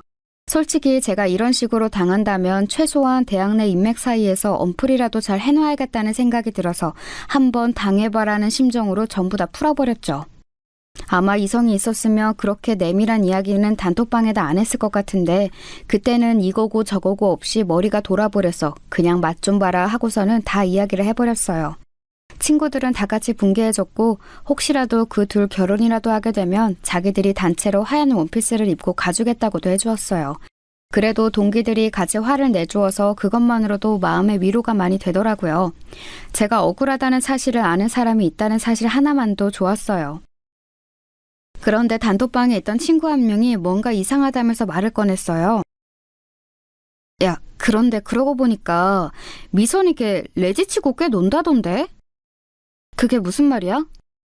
원래 의사 그 연차 때는 정신없잖아. 근데 남자를 그렇게 만나고 다닌다고 하더라고. 한 번에 뭐 셋도 만나고 그랬대. 완전 문어다리였다고. 뭐? 걔 원래 엄청 얌전하지 않았어? 아우 야, 그건 네가 그냥 걔랑 친해서 좋게 봐준 거고 학부 때부터 유명했어. 걔 하도 남자 찔러보고 다녀서 의대에서 왕따 된 거잖아. 그래서 의대 안에서 못 놀고 타과 애들 사이에서 동아리 활동했는데 너가 친하게 지내준 거고. 저는 정말 여태까지 전혀 모르던 일이었어요. 친구들은 다 알았지만 그래도 걔하고 베프인 저를 생각해서 앞에서 기분 상할 말한 말은 꺼내지 않고 싶었다고 하더라고요. 의대에서 왕따 당하고 그 대응으로 저를 이용해 먹었다는 거였으니 친구들이 말하길 꺼려한 것도 이해는 가죠. 그리고 걔 대학 졸업하고 나서가 더했대. 인턴 때야 진짜 잠도 못 자니까 잠깐 뜸했다지만 최소한 항상 한둘 이상은 남자 만나고 다녔다더라. 그중 하나가 너 예비신랑 아니었을까? 그 새끼 이제 예비신랑이라고도 하지 마. 그냥 전남친. 아, 진짜 싫다. 그래, 결혼 약속했던 사실 자체도 잊어버려. 와, 진짜 둘 다 너무 나쁘다. 그 의대 친구하고 공통 지인이 있는 친구들이 합세해서 이야기를 더 자세히 들어보니 정말 가관으로 놀고 다니는 모양이더라고요. 자기는 스펙업을 하려고 어학원에 다닌다, 뭐 취미생활로 라틴 댄스를 배운다, 소모임에 나간다 어쩌고 하면서 나가는 모임마다 남자를 꼬시고 다녔다고 해요. 너무 많이 만나고 다녀서 그만큼 이래저래 트러블도 많았는데 병원으로 찾아와서 머리채를 잡은 여자도 있었더라고요. 저처럼 결혼 약속 단계에서 엎어진 커플도 있었지만 아예 결혼식을 올린 남자하고 바람이 나서 파혼된 곳도 있었고요. 결혼식 전에 깨져서 차라리 다행이라고 해야 하니 나는? 차라리 다행일 수 있어. 네 남친은 걔한테 얼마나 쉬운 먹잇감이었겠니? 근데 그동안 안 건드린 건 그만큼 마음에 드는 구석이 없어서였을 텐데 혹시 뭐 반지 줬다 이런 말 했어 걔한테? 이상하게 주인 있는 남자를 더 꼬시는 것 같더라. 아, 맞네. 이야기했어. 베프였으니 이런저런 이야기를 정말 많이 하는 편이었죠. 남친 군대 전역 직후에 저한테 반지 주면서 결혼 약속했던 것도 당연히 이야기했었고 남친이 취업하고 나서 결혼 생각한다는 사실도 이야기했고요. 아마도 그 사이 언제쯤에 의사 친구가 남친을 꼬시려고 마음을 먹었을 거고 실행이 옮겨서 둘이 만나기 시작했을 거고요. 야, 걱정 마. 걔 남자 하나둘 아니라서 네 전남친 아마 골탕 먹을 거다. 내가 장담해. 친구가 단호하게 이야기를 해주어서 저는 마음이 조금 풀렸어요. 솔직히 저는 병원까지 찾아가서 머리채 잡을 용기도 없었고 그냥 속 타고 화만 나는 상황이었거든요. 하지만 어찌되었든 그 둘이 잘 안 될 거라는 확신에 찬 말을 들으니까 조금 속이 나아졌죠. 동기들한테 털어놓고 실컷 언플을 해놓고 나서도 분이 풀리지를 않았어요. 하지만 제가 사실상 할 수 있는 일은 그 이상이 없었지요. 제가 그전 남친하고 법적으로 혼인관계였던 것도 아니고 아무리 결혼 약속을 했다고는 해도 남들이 보기에는 그저 사귀는 사이였을 뿐이니 다른 여자로 갈아탔다고 해도 그걸 가지고 법적 처벌이니 뭐니 할 수는 없잖아요. 그래서 여전히 화가 난 채로 저는 다시는 결혼 같은 거 할 생각 하지도 않겠다고 생각하면서 그냥 일에만 몰두했어요. 하지만 아무리 신경을 끄려고 해도 공통 지인들이 있기에 소식은 들려왔어요.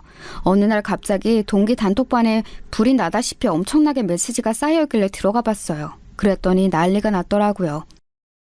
뭔 일인데 이렇게 난리야?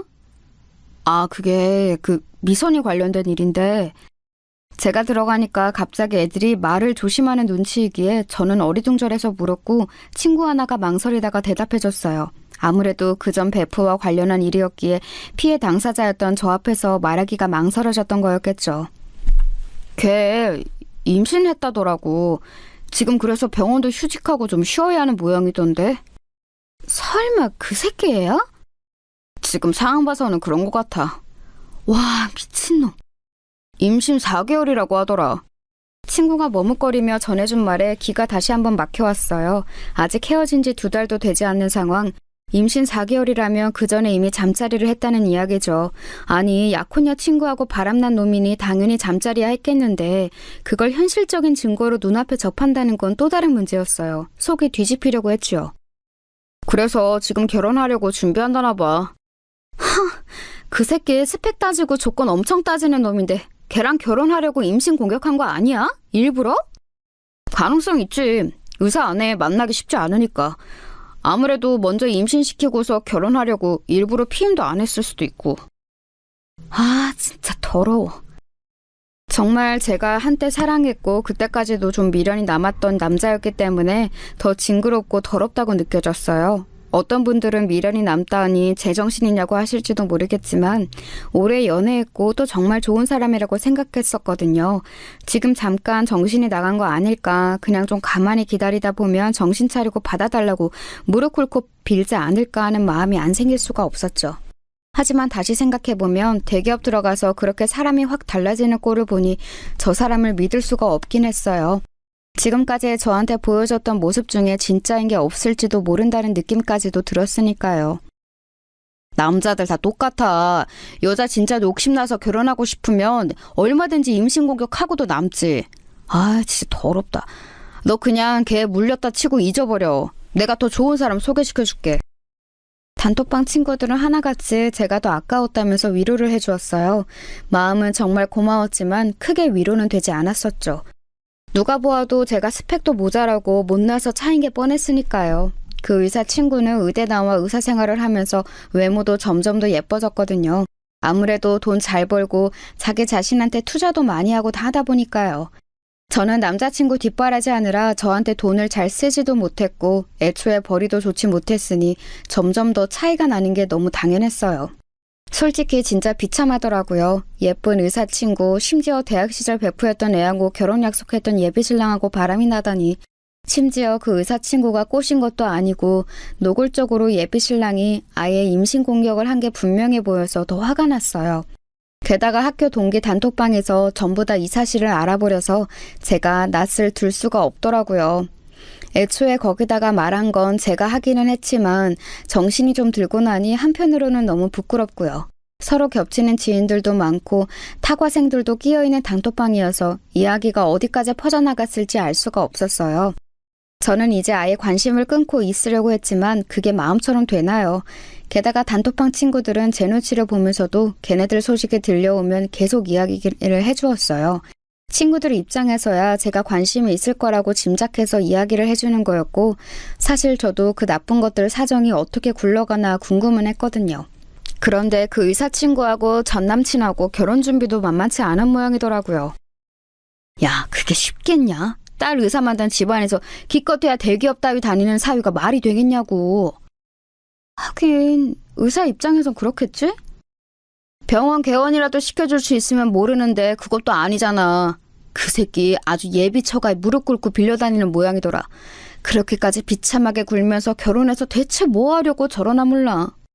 그 새끼는 그냥 결혼 자체가 목적일걸? 뭐든지 지 목표가 있으면 당연히 해야 한다고 생각하는 새끼라서. 그 새끼는 의사 마누라라는 일종의 트로피를 들어올리고 싶은 거였죠. 제가 그 인간 심리를 좀 알 것 같았거든요. 그리고 돈도 잘 버니 자기가 나중에 잘리더라도 괜찮을 거라는 계산도 있었을 거고요. 대기업 직원이라고는 하지만 의사하고 결혼하는 사람이 몇이나 있겠어요? 동료 직원들 사이에서도 어깨에 힘들어가서 뻐길 수 있겠죠. 중소기업 다니는 저 같은 신부감하고 비교나 되겠어요? 결국 들려오는 소문에 미혼적이던 의사 친구가 결국 부모님한테 같이 고개를 숙여서 결혼 허락을 받아냈다고 하더라고요. 그 친구 부모님이 거의 뒷목 잡고 넘어가셨다고는 하는데 뭐 어쩌겠어요. 딸을 그 모양으로 길러놓은 것을. 나름대로 베프였던 친구 예비신랑을 그런 식으로 훔쳐가 놓고서 자기는 다른 멋진 남자하고 결혼할 생각은 아니었겠죠. 솔직히 제가 그 친구한테 찾아가서 생난리를 칠까 고민한 적도 있었어요.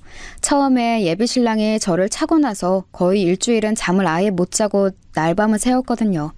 어떤 때는 예비신랑보다 의사친구가 더 밉고 머리채라도 잡고 시원하게 한번 흔들어버리면 마음이 좀 풀릴 것 같았는데 제 성격에 그게 될 수도 없었고 그랬다가 고소라도 당하면 제가 더 봉변을 당할 수도 있을 것 같아서 안 했어요.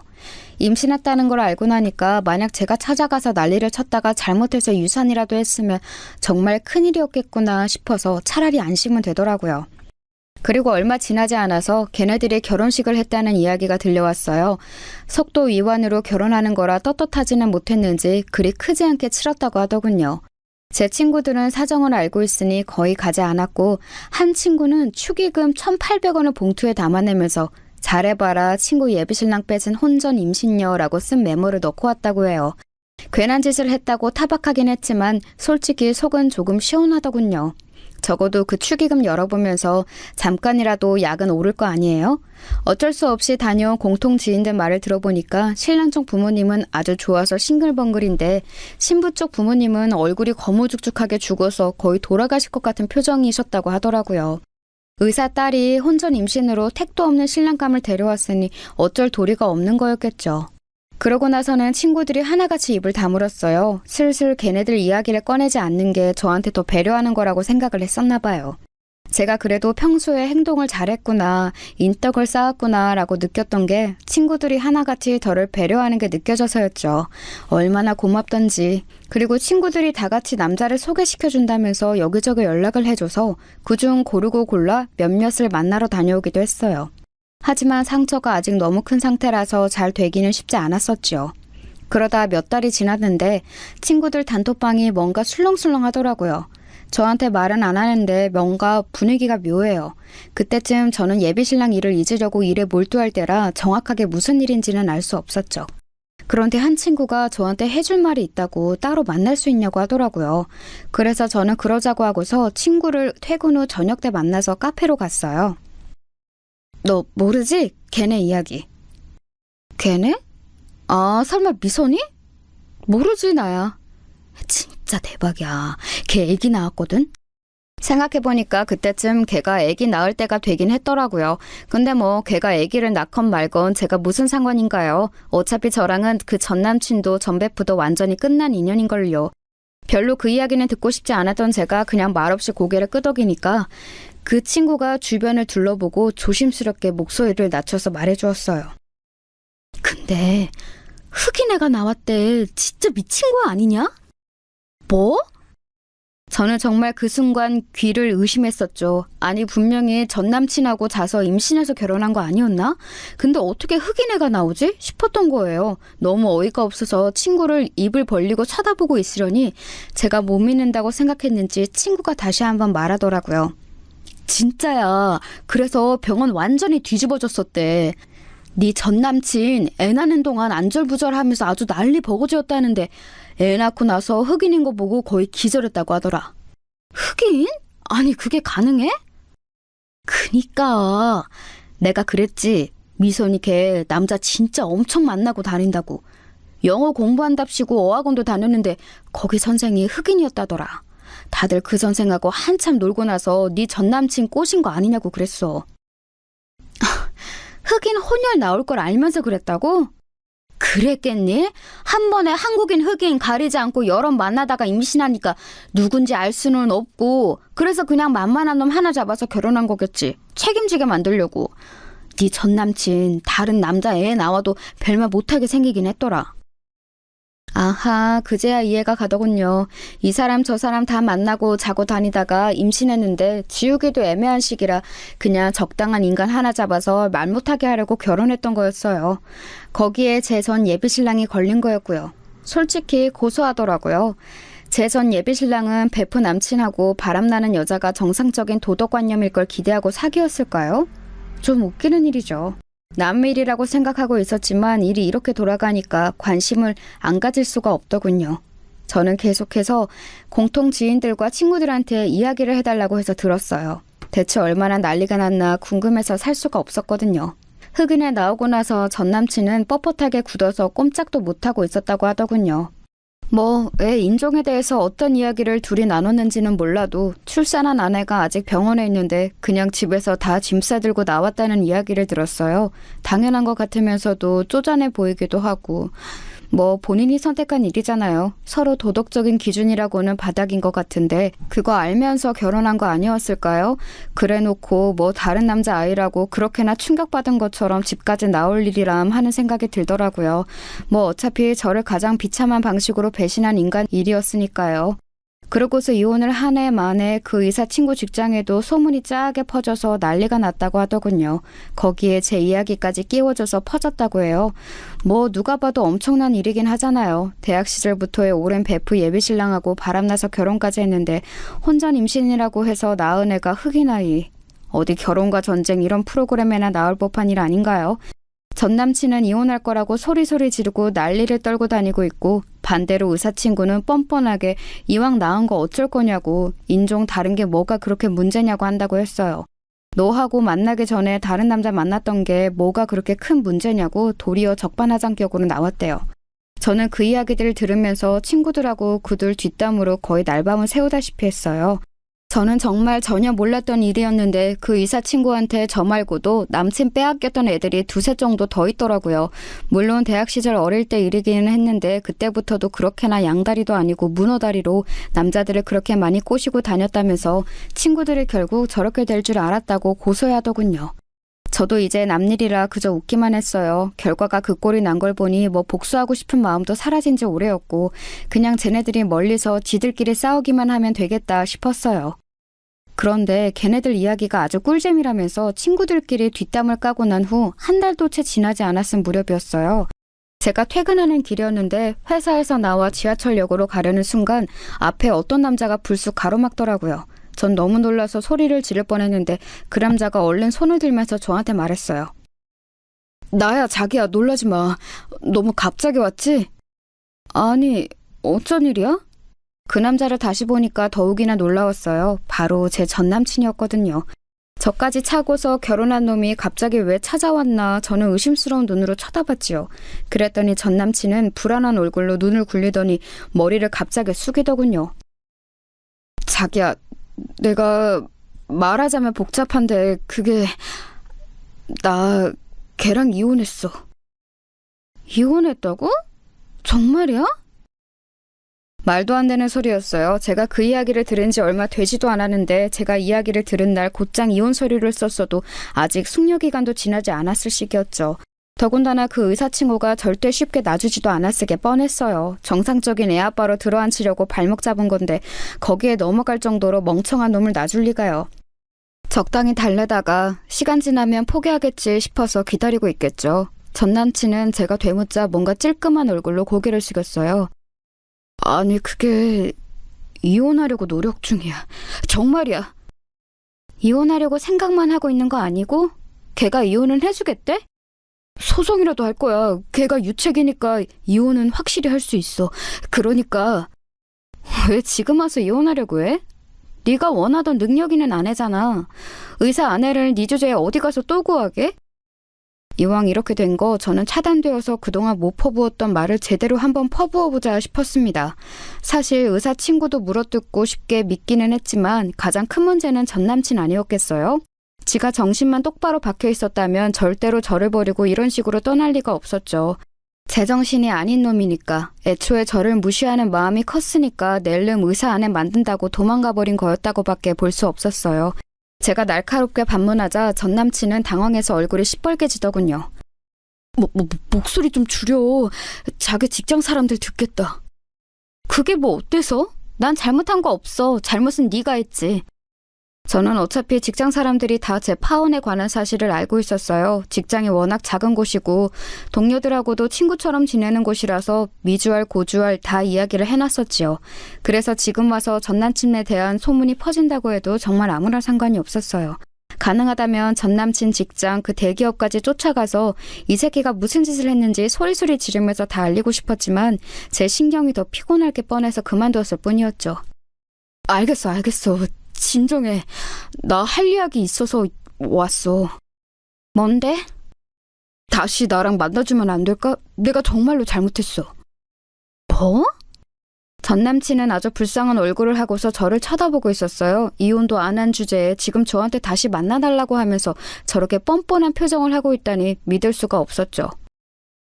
너 지금 이혼도 안 했다며. 지금 나한테 불륜녀 되라는 소리야? 아니, 그보다 너 나한테 정말 미안하기는 해? 미안하면 네가 나한테 얼굴 빳빳하게 들고서 이런 소리를 하면 안 되지. 자기야, 나 좋아했잖아. 자기가 청혼할 만큼 나 좋아하지 않았어? 다시 만나면 되잖아. 전 남친은 제 반응을 예상하지 못했다는 듯이 당황한 얼굴이었습니다. 그 얼굴에 제가 더 황당했죠. 대체 이 새끼는 날 뭘로 보고 있었던 거지? 싶었어요. 그러니까 제가 먼저 결혼하자는 말을 꺼냈기 때문에 사귀는 동안 제가 더 성의를 다하고 배려했기 때문에 제가 지를 죽을 만큼 사랑하는 줄 착각하고 있었던 모양이에요. 물론 사귀는 동안 정말 사랑했던 것은 맞지만 그랬기 때문에 그런 식으로 더럽게 차였을 때 완벽하게 마음을 떼어냈다는 사실도 예상하지 못했던 걸까요? 인간이 어떻게 저럴 수가 있는 건가 싶어서 저는 어이가 없어서 말없이 전 남친을 노려봤어요. 자기야, 내가 이렇게 빌게. 나하고 결혼해줘. 내가 이혼하고 나서 자기한테 정말 잘할게. 이혼 어차피 금방이야. 제가 아무런 반응이 없자 뭔가 잘못되었다고 느꼈는지 전 남친은 좀 다급한 얼굴이 되더군요. 자기가 대기업 취직하고 나서 잘 나간다고 생각한 이후에는 저한테 단 한 번도 저 자세를 보인 적이 없는 인간이거든요. 그런데 그때는 아주 비굴하다고 생각될 정도로 저한테 허리까지 굽혀가면서 미안하다고 몇 번이나 이야기를 하더라고요. 거의 무릎을 꿇을 기세로요. 퇴근하는 길이라서 지나가는 사람들이 다 쳐다보니까 부끄럽긴 한지 여기저기 흘끗거리면서 굽실거리는데 황당하기도 하고 어처구니도 없고 이럴 거면 애초에 제 친구하고 바람이 나면 안 되었던 거였죠. 저는 너무 어이가 없어서 전화를 꺼내들어 의사친구 번호를 눌렀어요. 그 친구는 건방지게도 제 번호를 차단도 안 하고 전화를 할 때마다 꼬박꼬박 받아서 저를 비웃었거든요. 이번에도 역시 제가 전화하니까 받더라고요. 그런데 제가 건 건 영상통화였죠. 어쩐 일이니? 야, 잠만 말고 네 남편 여기 온 거나 봐. 그러고서 바로 전화를 돌려서 전 남친 낯짝을 보여줬어요. 화면에 자기 모습이 비치니까 전 남친은 화들짝 놀라서 얼굴을 가렸지만 이미 늦었죠 뭐. 그러게 누가 이런 식으로 찾아와서 구질구질하게 굴렸나요? 야, 너 되게 구질거렸나 보다. 네 남편 여기까지 와서 나한테 만나달라고 하는 거 보면.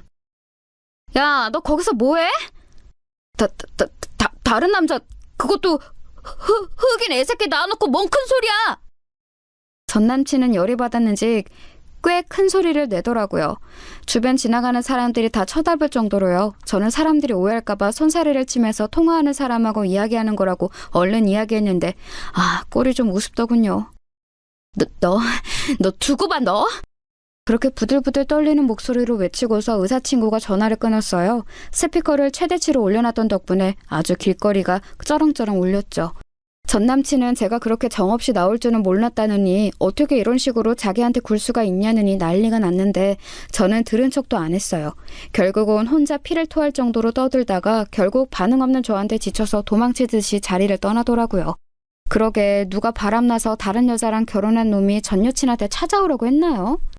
그러고 나서 친구들 단톡방에 그 이야기를 했더니 아주 불이 났어요.